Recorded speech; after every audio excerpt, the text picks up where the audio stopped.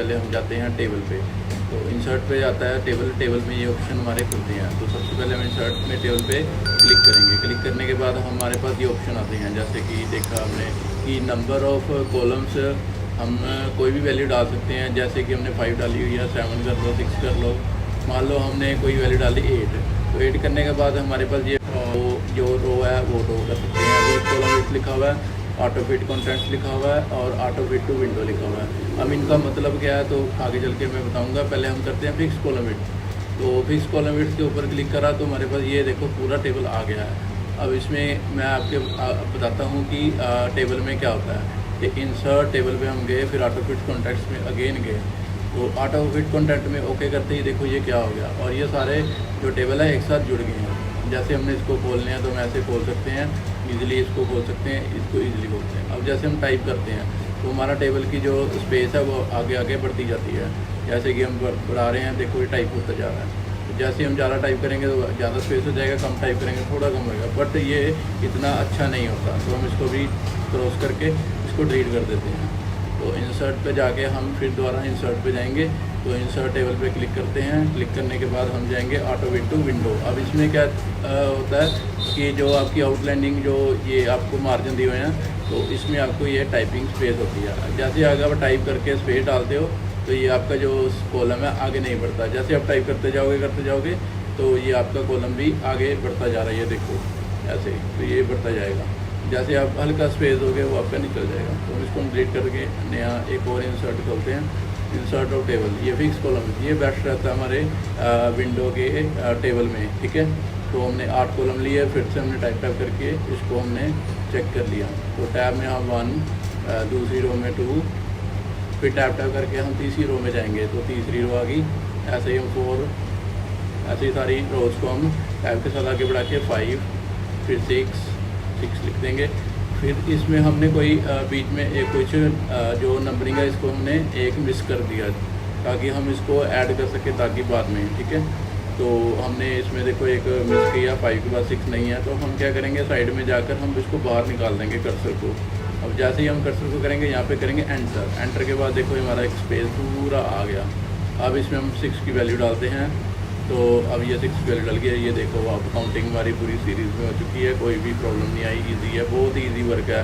इसको ठीक ढंग से बहुत ही क्लियरली करेंगे। अब इंसर्ट पे जाके हम ड्रॉ टेबल पे जाते हैं। ड्रॉ टेबल का हम एक लाइन लगाते हैं, जिससे क्या होता है हमारी ये बिल्कुल लाइन जो हमारी है, जो कॉलम होता है वो हमारा बढ़ गया। जैसे 8 था, अब हमारा 9 आ गया। बट इसमें स्पेसिंग देखो नहीं आ रहा। इसमें देखो इक्वल स्पेस है, बट इनमें स्पेस नहीं है। अब हम क्या करेंगे, सबसे पहले हम प्लस के ऊपर यहाँ पे क्लिक करेंगे, जिससे हमारा टेबल सारा सेलेक्ट हो गया। सेलेक्ट होने के बाद ये जो हमारा स्पेसिंग आ रहा है, ये देखो ये हो गया। अब हम इसको क्या करेंगे, तो इसको हम सेलेक्ट किया हमने।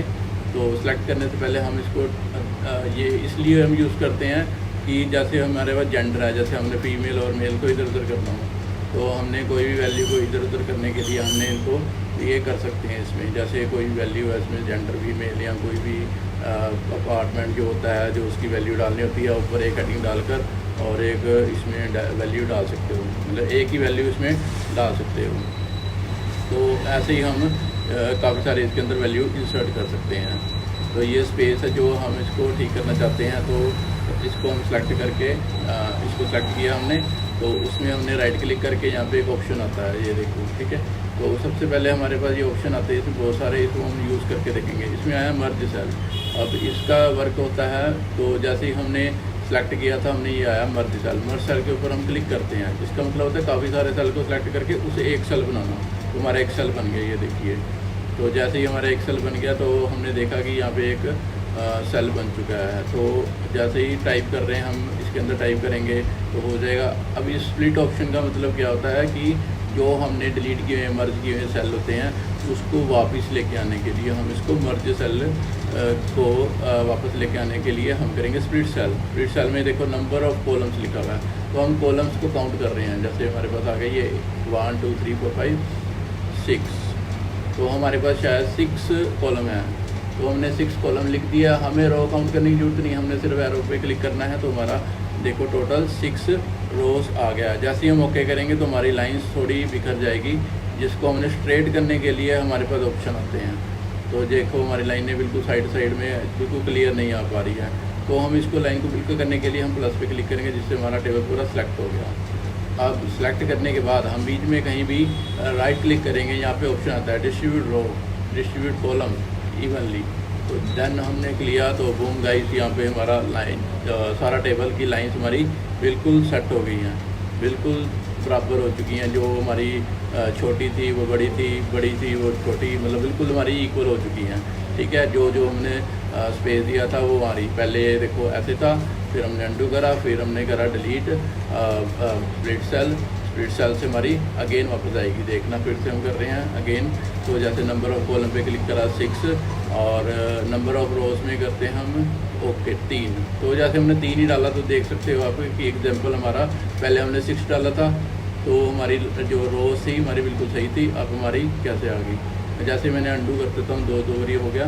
तो अब मैंने सेलेक्ट कर लिया सारा। अब मैंने इसके ऊपर कुछ लिखना मैटर, तो हमने क्या करना है, तो सबसे पहले हम इसको सेलेक्ट किया हुआ है, तो जैसे हमने इसके ऊपर कुछ लिखना है, तो फिर हम क्या करेंगे यहाँ पे पहले तो हम इसकी जो लाइन होती है इसको कर लेते हैं, क्लिक बाद में लेंगे। हम लाइन को हाइड वगैरह कर सकते हैं यहाँ से। तो ये ऑप्शन हमें होम में जाकर यहाँ पे मिल जाएगा। तो यहाँ पे क्लिक करेंगे तो हमारे जो ऑप्शन है देखो, हाइड एंड शोर या आउटसाइड होगी या ऑल फोटोज हो गए, तो ये हमारे बॉर्डर्स होते हैं। ठीक है, आउटलाइन में क्लिक करा तो हमारा आउटलाइन हाइड एंड आउटलाइन पे अगेन क्लिक करेंगे तो शो। तो हम इसमें हाइड एंड शो कर सकते हैं सारे।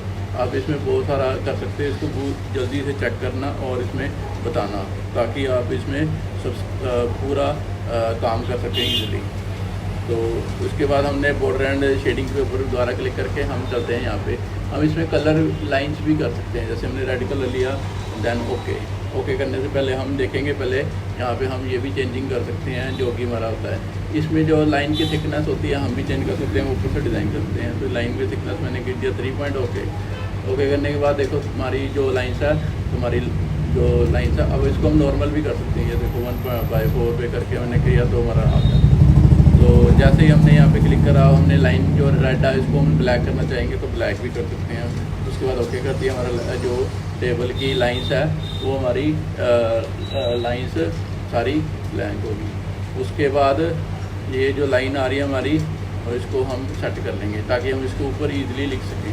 तो हम शिफ्ट के साथ ऊपर नीचे कर सकते हैं ईजिली, हो गया हमारा। उसके बाद हम यहाँ पे कुछ भी टाइप कर सकते हैं, जैसे कि मैं लिख देता हूँ नेटमास्टर पब्लिक स्कूल। तो देखो गाइस, हमने लिख दिया नेटमास्टर पब्लिक स्कूल। इससे क्या हुआ कि हम जो इसको साइज को बड़ा भी कर सकते हैं, छोटा भी कर सकते हैं, ताकि हमने जो भी टेबल में हमने वर्क करते हैं तो उसको हमने पूरा ईज़िली हमने लिख दिया है। तो ऐसा गाइस हमारा टाइप टेबल होता है, जिसके कारण हम टेबल को यूज़ कर सकते हैं। तो जैसे ही हमने इनको सेलेक्ट कर सकते हैं, हम नीचे से इसको हम डिलीट भी कर सकते हैं टेबल्स को, जैसे मैं कर रहा हूँ। पर ऊपर वाला भी सिलेक्ट होता है। इस करके आप कीबोर्ड के साथ सेलेक्ट करने की कोशिश करें, शिफ्ट और एरो की के साथ। जैसे हमने करा और बैक स्पेस कर दोगे, हमारा डिलीट हो जाएगा टेबल की जो है रोज। तो हमने बीच में से भी करना चाहते हो तो यहाँ से भी बैक स्पेस करोगे तो हमारी ये पूरी रोज डिलीट होगी।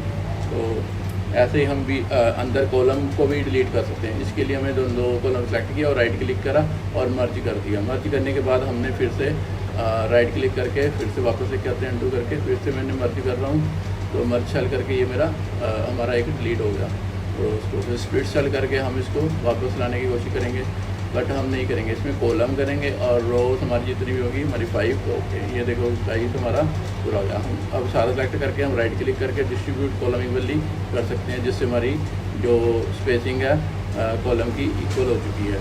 तो ऐसे हम करेंगे। तो प्लीज़ सब्सक्राइब करना ना भूलें चैनल को। थैंक यू, शुक्रिया।